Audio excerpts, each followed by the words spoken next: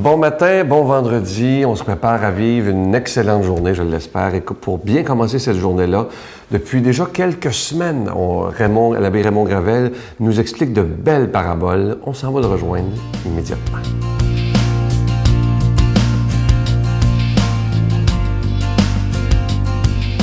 Bonjour. Aujourd'hui, je vais vous parler de la parabole des marguerites. Vous savez qu'une marguerite, c'est une belle fleur qui est toute simple, qui est humble. On dit que c'est une chrysanthème, mais c'est aussi une pâquerette. Et quand on parle des pâquerettes, là, sur le terrain des pâquerettes, ça veut dire que c'est simple, c'est humble, c'est un travail tout simple. Et les marguerites, elles ont quelque chose de spécial parce que, aussi belles soient-elles, elles poussent là où elles sont plantées. Et même si les hivers sont rudes, les marguerites, quand arrive le printemps, elles fleurissent et elles sont en pleine éclosion durant l'été. Et ça pousse partout. Alors c'est simple, c'est facile à faire pousser et on leur donne une valeur nuptiale. Vous vous rappelez sans doute, moi j'étais plus jeune, on prenait des marguerites puis on enlevait les pétales une à une pour savoir si on se mariait. Je me marie pas, je me marie pas. Et lorsqu'on arrivait à la dernière pétale, si on se mariait, puis si on se mariait pas, on se mariait pas. Alors c'est une valeur nuptiale. Mais en même temps, ces marguerites-là nous donnent une leçon de vie sur la persévérance et pour fleurir là où nous sommes. Parce que vous savez, là où nous sommes, parfois, on n'aime pas être là parce qu'on se dit on pourrait faire mieux. Et pourtant, si on était conscient là où nous sommes plantés, dans notre terreau à nous, on peut fleurir comme une marguerite. Et ça, malgré les hivers durs qui peuvent se produire, ça veut dire que tout devient possible. On dit que quand on est dans le Seigneur c'est l'Esprit, et là où l'Esprit du Seigneur est présent, là est la liberté. Et c'est là qu'il faut découvrir que la place où nous sommes, c'est la place la plus importante parce que c'est là où nous sommes. Quand on vit dans la foi au Christ, on voit des chemins de salut qui nous conduisent à la plénitude. Nous sommes transfigurés et nous sommes un peu comme une marguerite qui fleurit tout simplement lorsque vient l'été. Dans le Christ, chacun de nous est déjà passé vers la plénitude, mais pas encore pleinement. Si donc quelqu'un est en Jésus-Christ, il est une créature nouvelle, nous dit la Bible. C'est saint Paul qui nous dit ça dans une de ses lettres, la 2e aux Corinthiens. Le monde ancien s'en est allé, un monde nouveau est déjà né. Nous sommes déjà dans le salut à condition d'en produire des fruits pour y demeurer et fleurir pleinement. Celui qui nous a formés pour cet avenir, c'est Dieu lui-même qui nous a donné les premiers dons de l'Esprit. C'est ainsi que ce qui est mortel en nous est englouti par la vie. En ce temps présent, nous cheminons par la foi et non par la vue. Nous assumons le terreau de notre condition humaine afin de nous revêtir de la gloire du ressuscité. Alors ces marguerites si humbles et si discrètes en ont long à nous dire lorsque vient l'été. Elles nous rappellent sans cesse que c'est en transformant le terreau de notre condition humaine, en assumant nos souffrances du temps présent, que nous sommes appelés à revêtir le Christ de Pâques. Et soyons, pour l'été prochain, de belles marguerites en fleurissant là où nous sommes. Notre Père qui es aux cieux, que ton nom soit sanctifié, que ton règne vienne, que ta volonté soit faite sur la terre comme au ciel. Donne-nous aujourd'hui notre pain de ce jour. Pardonne-nous nos offenses, comme nous pardonnons aussi à ceux qui nous ont offensés.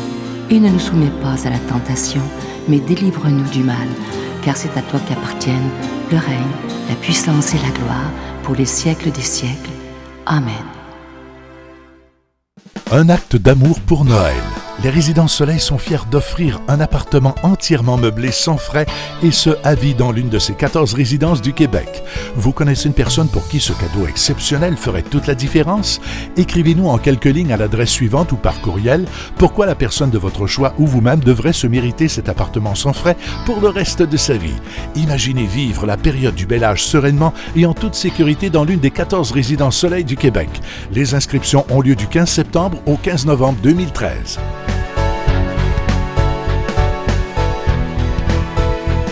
Je suis très heureux de vous parler du cadeau du mois d'octobre. Il s'agit d'un beau bracelet qui est en hématite et vous voyez, vous allez le voir à l'écran, il est avec une breloque, une très belle croix qui est argenté, orné de zircon. Je vous rappelle que ce bracelet est déjà béni. Et pour ceux qui écoutent peut-être pour la première fois, vous vous dites peut-être comment se fait qu'il parle d'argent dans une émission religieuse. Si vous saviez comment j'aimerais mieux ne pas en parler, mais vous savez qu'on doit payer pour être à la télévision, que ce soit pour la production, la diffusion des émissions. Et on est là 7 jours par semaine, imaginez. Et ça fera bientôt 19 ans que ce ministère existe. C'est un ministère catholique. Je vous rappelle également qu'on vous envoie un reçu pour fin d'impôt. Alors moi, je vous remercie de tout cœur. Je disais dernièrement à des gens que les mois de juillet, août et septembre ont été très ralentis au niveau des dons. Je sais que vous avez été beaucoup sollicités suite à la tragédie du lac Saint-Jean, du lac Mégantic. Et c'était normal que tout le monde donne pour le lac Mégantic. Mais maintenant, je vous demande, si c'est possible, un effort pour la Victoire de l'amour. Je vous donne l'adresse en vous disant merci de tout cœur. La Victoire de l'amour, casier postal 120, succursale Boucherville à Boucherville, le J4B 6, je vous la redonne. La Victoire de l'amour, casier postal 120, succursale Boucherville à Boucherville, le J4B 6. Également par téléphone, par carte de crédit dans le 514-523-4433, 523-4433 ou sans frais, le 1-888-811-9291, 1-888-811-9291 et aussi sur notre site Internet, le www.lavictoiredelamour.org. Moi, je veux vous dire merci des milliers de fois pour votre générosité, mais aussi et surtout pour votre prière.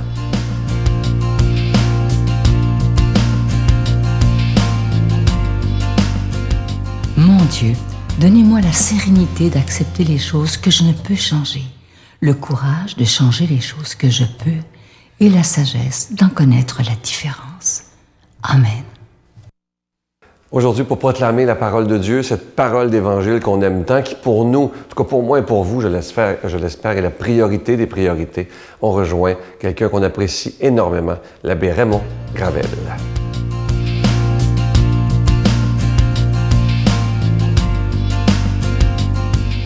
Bonjour, dans cette fête de ce grand saint qu'on appelle Saint François d'Assise, nous avons un évangile de Luc.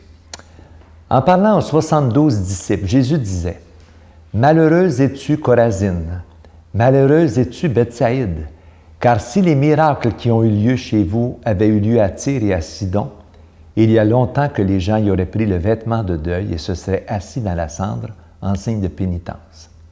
En tout cas, Tyr et Sidon seront traités moins sévèrement que vous lors du jugement.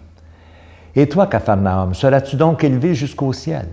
Non, tu descendras jusqu'au séjour des morts. Celui qui vous écoute m'écoute, celui qui vous rejette me rejette, et celui qui me rejette rejette celui qui m'a envoyé. » Un évangile plutôt dur en cette fête de Saint François d'Assise, qui pourtant est un apôtre de la douceur, je trouve. Mais en même temps, il y a des beaux messages dans cet évangile-là. Vous savez, tout le chapitre 10 de l'évangile de Luc, c'est l'envoi en mission des 72 disciples, donc de l'Église universelle. Et il faut se rappeler les conditions de la mission qui avaient été données auparavant par Saint Luc pour les apôtres. Première condition, la foi ne s'impose pas. Elle se propose et elle se témoigne. La liberté des personnes est sacrée. Il faut se rappeler la réaction de Jacques et de Jean lorsqu'ils ont voulu faire tomber la foudre sur la Samarie parce que les Samaritains ne voulaient pas accueillir le Christ. Qu'est-ce que Jésus a fait? Il les a réprimandés sévèrement. Deuxième condition, il faut se déposséder de nos biens. Ça ne veut pas dire ne pas en avoir. Ça veut dire qu'il faut être libre de nos possessions. Ne pas être esclave de ce que l'on possède. Ce n'est pas pour rien que Jésus dit aux futurs missionnaires, n'emportez rien sur la route. N'emportez pas de bourse, pas de sac, pas de sandales, ni de tunique de rechange.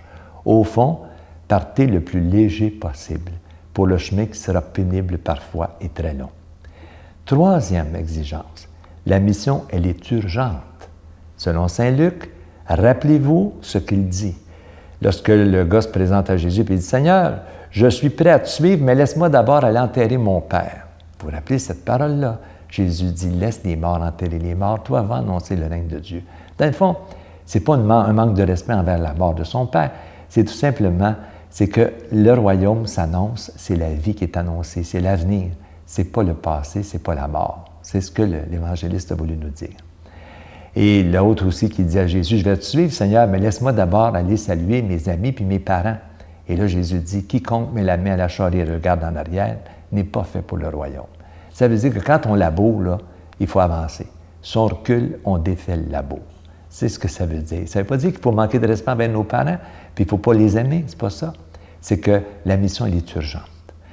Alors, c'est évident qu'on ne peut pas prendre ça au pied de la lettre, tout ça. Mais en même temps, ça peut paraître dur, invraisemblable, mais on sait que des missionnaires dans l'histoire ont vécu ça, ce détachement-là, cette urgence de la mission, et ils ont vécu ça sans imposer la foi à personne.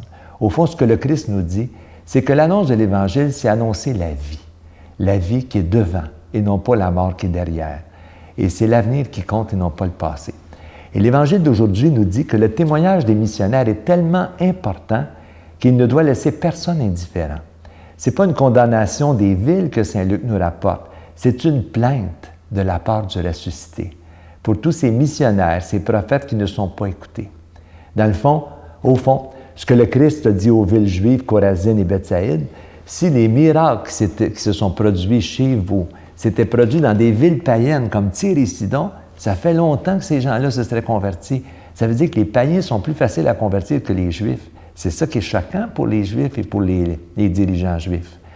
Et le mot « malheureuse », ce n'est pas une condamnation, c'est une plainte du Christ. Parce que la foi chrétienne a eu de la misère à s'implanter chez les Juifs, tandis qu'elle s'est répandue d'abord chez les païens. Même Capharnaüm, qui est la ville où Jésus a travaillé, il y avait une synagogue, là, Jésus allait prêcher là, il a grandi là, il y avait même une maison là, Pierre avait sa maison là. Est-ce qu'elle va monter au ciel? Jésus dit non, elle devra passer par le séjour des morts. Pourquoi? Parce qu'elle a besoin de conversion. Elle n'est pas condamnée, elle a besoin de se convertir. Et là, Saint Luc nous rappelle que le missionnaire, c'est le Christ lui-même, et c'est même Dieu lui-même. Regardez la dernière parole. Celui qui vous écoute m'écoute, celui qui vous rejette me rejette, celui qui me rejette rejette celui qui m'a envoyé. Il me semble que c'est clair. Ça veut dire que nous sommes le Christ. Nous sommes même Dieu dans nos rapports avec les autres, parce que nous l'annonçons. Et Saint Paul ne cesse de dire, vous êtes le corps du Christ. Et là, Saint Luc continue en disant, les missionnaires reviennent tout joyeux d'avoir réussi la mission chrétienne. Et Jésus les avertit, ne vous réjouissez pas de votre réussite, mais réjouissez-vous seulement d'être choisis comme missionnaires, que vos noms soient dans les cieux. Alors, en lisant cet évangile de Luc pour la mission, on doit s'interroger aujourd'hui sur notre façon d'être chrétien, sur notre façon d'être missionnaire.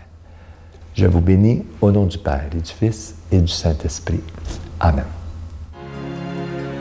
Je vous salue Marie, pleine de grâce. Le Seigneur est avec vous. Vous êtes bénie entre toutes les femmes, et Jésus, le fruit de vos entrailles, est béni. Sainte Marie, Mère de Dieu, priez pour nous pauvres pécheurs, maintenant et à l'heure de notre mort. Amen.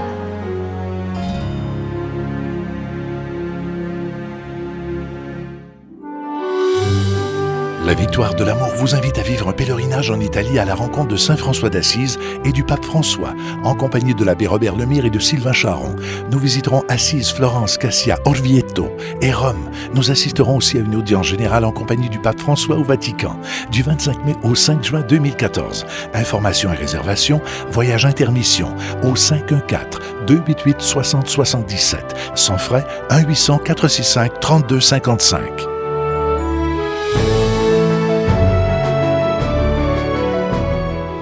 Je crois que vous allez être très contents. Ce dimanche, mes invités, Jean-Marc Chaput et son épouse Céline. Georges Hamel sera avec nous en chanson. Alors, je vous promets des très, très beaux moments. Vous savez à quel point Jean-Marc Chaput est un être que j'admire énormément. Mais là, on va voir le témoignage du couple, plus de 60 ans, qui sont mariés, je crois. Et en chanson, Georges Hamel. Je vous souhaite une belle journée. Et moi, je vous attends demain. Bye. Les dodos, les arroses, il faut qu'on se repose. Il y a au fond de tes yeux un rêve merveilleux. Si dans ce rêve tendre, tu danses avec les anges, ton rêve terminé, reviens nous faire rêver. La Victoire de l'amour remercie de tout cœur les Résidences Soleil de leur accueil si chaleureux.